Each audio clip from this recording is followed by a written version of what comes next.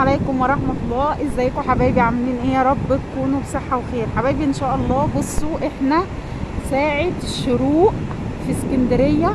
بصوا البحر وجماله والمية.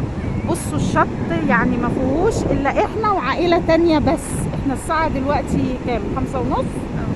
الساعة 5:30 دلوقتي. صلينا الفجر ونزلنا، فالمنظر رائع يعني فعلا. بصوا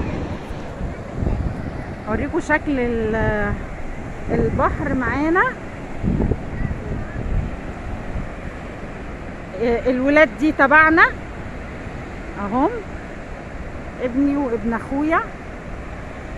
البحر بصوا الشط مفيش حد، يعني العائلة دي واحنا قاعدين في ظهري.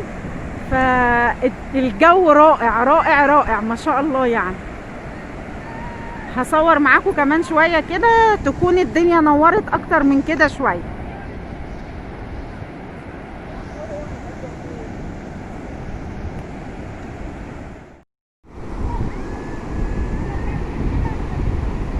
الساعة بقت 6، الدنيا نورت يعني شوية اهي.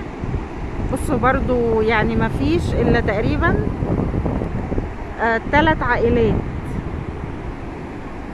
الناس لسه ما نزلتش. بصوا فاضي ازاي، بس المية جميلة جدا والجو حلو قوي ما شاء الله اهو.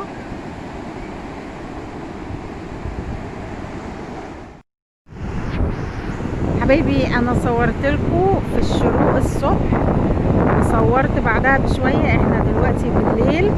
بصوا طبعا الدنيا ضلمة زي ما انتم شايفين، وفي سفينة في الاخر خالص اهي.